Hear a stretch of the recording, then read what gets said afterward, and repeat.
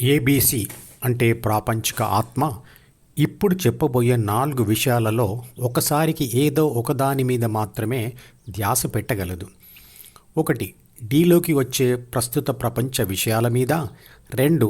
డీలోని గత విషయాల మీద. 3. హృదయం మీద. 4. గాఢ నిద్ర మీద.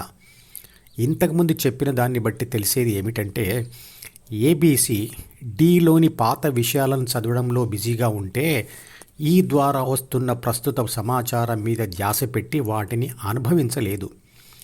ఆలోచిస్తూ ఉంటే అనుభవించలేదు, అనుభవిస్తూ ఉంటే ఆలోచించలేదు. అంటే మనిషి గతంలో విహరిస్తుంటే ప్రస్తుతమును మిస్ అవుతాడు, అదేవిధంగా ప్రస్తుతంలో ఉంటే గతంను మిస్ అవుతాడు. ఇదొక ధ్యాన సూత్రం. కాబట్టి ఏబీసీ డీలోని బాధించే గతాన్ని విడిచిపెట్టేందుకు 4 మార్గాలు ఉన్నాయి. 1. డీలోనే ఉన్న సంతోషకరమైన గత విషయాలను పట్టుకోవడం. ఇది చాలా తేలిక, కానీ ఫలితం కూడా తాత్కాలికమే. 2. డీలోకి ప్రస్తుతంలో జ్ఞానేంద్రియాల ద్వారా ప్రపంచం నుండి వస్తున్న విషయాలను పట్టుకోవడం, అనుభవాలను పొందడం. ఉదాహరణ: మద్యం, పేకాట, పుస్తక పఠనం, టీవీ, కబుర్లు, పనులు కల్పించుకోవడం లాంటివి. ఇలాంటి ఏ ప్రాపంచిక అనుభవంలోకి దూరాలనుకున్నా దానికి డబ్బు, సమయం, పదార్థాల, మనుషుల మరియు పరిసరాల మీద ఆధారపడడం అవసరమవుతుంది. దాంతో మళ్ళీ మనసు ద్వారా ప్రపంచానికి అతుక్కుపోవాల్సి వస్తుంది. కొత్త సమస్యలు రావచ్చు. 3.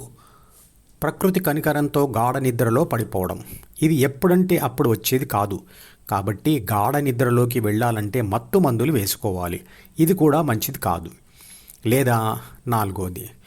డీలోనే ఉన్న జి అంటే ధ్యాన కోరిక ద్వారా హెచ్ అంటే హృదయాన్ని పట్టుకోవడం, అంటే ధ్యానం చేయడం.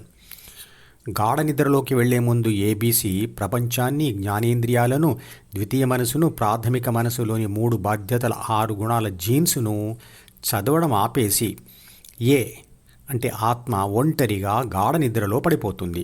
ఆ సమయంలో అకస్మాత్తుగా మెలకువ అయినప్పుడు కొద్దిసేపు తాను ఎవరో తెలియని అయోమయ పరిస్థితి ఉంటుంది. ఎందుకు అంటే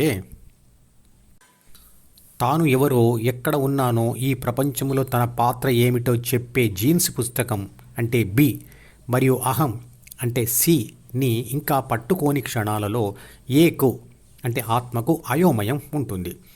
ఒంటరి ఆత్మ ఏ దిశ గమ్యం లేని తటస్థ శక్తి. అది ఈ పదార్థ ప్రపంచానికి సంబంధించినది కాదు. పదార్థ ప్రపంచాన్ని, బంధాలను ఆత్మకు పరిచయం చేసేది ప్రాథమిక మనసు మరియు ద్వితీయ మనసులోని అహం మాత్రమే. ఆత్మ అహంభావం మీదికి పూర్తిగా వాలనంత వరకు ఈ ప్రపంచ స్పృహ రాదు. అంతవరకు ఆత్మ ఈ పదార్థ ప్రపంచంలో భాగం కాదు. ద్వితీయ మనసులోని ప్రథమ ఆలోచన అయినటువంటి అహం అంటే నేను, నాది, నాకు, నన్ను అనే భావాలు చదివి ఆ అనుభవం పొందనంత వరకు నేనెవరో నాకు తెలియదు. ఆత్మశక్తి శరీర రక్షణ, పోషణ, పునరుత్పత్తి అనే 3 బాధ్యతలు మరియు కామక్రోధ మోహ లోభ మద మాత్సర్యాలు అనే 6 గుణాల డ్రెస్ వేసుకొని అహం అనే కళ్ళద్దాలు పెట్టుకున్న తర్వాతే దానికి 5 జ్ఞానేంద్రియాల ద్వారా అంటే ఈ ద్వారా డీలోకి చేరుతున్న ప్రస్తుత ప్రపంచ సమాచారం, గత సమాచారం మరియు కోరికలు కనబడతాయి. అప్పుడే ఆత్మశక్తి ఈ ప్రపంచంలో ఒక భాగం అవుతుంది. ధ్యానం అనేది తెలియనప్పుడు అందరూ పట్టుకునేది డి యొక్క గతం లేదా డి యొక్క ప్రస్తుతం లేదా ప్రకృతి ప్రసాదించిన గాఢ నిద్ర. గాఢ నిద్రా స్థితిలో మన ప్రయత్నం లేకుండానే పడిపోవడం జరుగుతుంది. శరీరంలో ఆత్మ మాత్రమే చురుకైనది. జ్ఞానేంద్రియాలు, మెదడుతో సహా శరీరమంతా జడ స్వభావం కలిగినది. మనసు మాత్రం పాక్షికంగా జడ స్వభావం, పాక్షికంగా శక్తి స్వరూపం.